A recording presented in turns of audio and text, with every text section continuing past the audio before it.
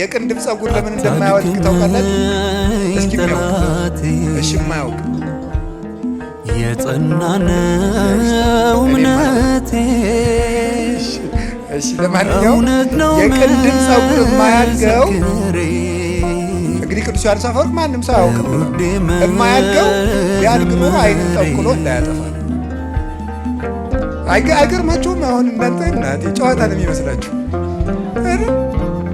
ይኸው እኩል እኮ ነው። የራስ ጸጉርም ደም ነው የሚመገበው፣ ይሄኛውም ደም ነው የሚመገበው። ጸጉር የሚያሳድገው አንደኛው ደም ነው፣ ሌላኛውን አላውቅም።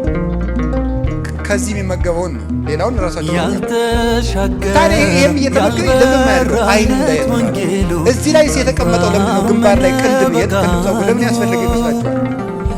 ግንባራችን ላይ የሚወጣው ላም ጨው አለው አይደል? ያ የወረደ ዓይንን እንዳይጎዳ አጥሎ የሚያስቀር እንዴት አድርጎ እንደፈጠረን እግዚአብሔር ብናውቀው ወይኔ እንደው ሐኪም ሆኖ አበጥረው ነው። ግን አላውቅም፣ ችግሩ አላውቅም።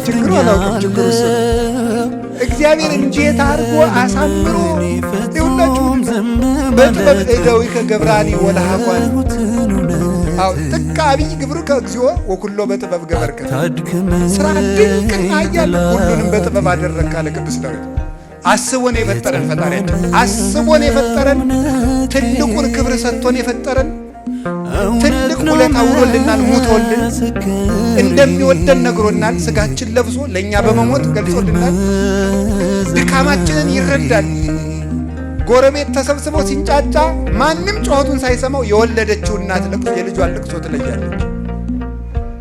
ላሞች በተሰበሰቡበት የጥጃዋን ጮኸት ለይታ ታውቃለች አንዲት ላም። እግዚአብሔር ምን እንደፈለግን ያውቃል፣ ይረዳናልም። ቅዳሴ ላይም እስመ አንተ ተአምር ድካሞ ለሰብ የሰውን ድካም ታውቃለህ የምንለው ለዚህ ነው። ይረዳናል እግዚአብሔር። የእግዚአብሔር ቤተሰቦች ታዲያ ይሄ ልጅ ምንድን ነው? ሕይወቱ እንዲቀጥል ከእናት አባቱ ጋር መኖር አለበት። አንድ ቀን ጥለውት ቢያድሩ የ6 ወር ሕፃን እንዳልሆነ ሆኖ ይገኛል። ከእግዚአብሔር ከተለየን እንዳልሆነ እንሆናለን። የሕፃን ልጅ ማሸነፊያው ምንድን ነው? ለቅሶ ነው። ለቅሶ ነው። የማይደፈረውን ጀግና ከወለደ ግን ልጁ ያንሸራሽረዋል። ሰዎች ጤና ይስጥልኝ ብለው የሚሰግዱለትን ሰውዬ ልጁ ግን ያሰግደዋል አልቅሶ። ሕፃን ልጅ ማለት ነው። ከወለደ ምን ጌታ ቢሆን ምን ንጉሥ ቢሆን ለልጁ የማይጎነበስ ማን አለ? ለልጁ አንገቱን የማይደፋ ማን አለ? ልጅ ነዋ።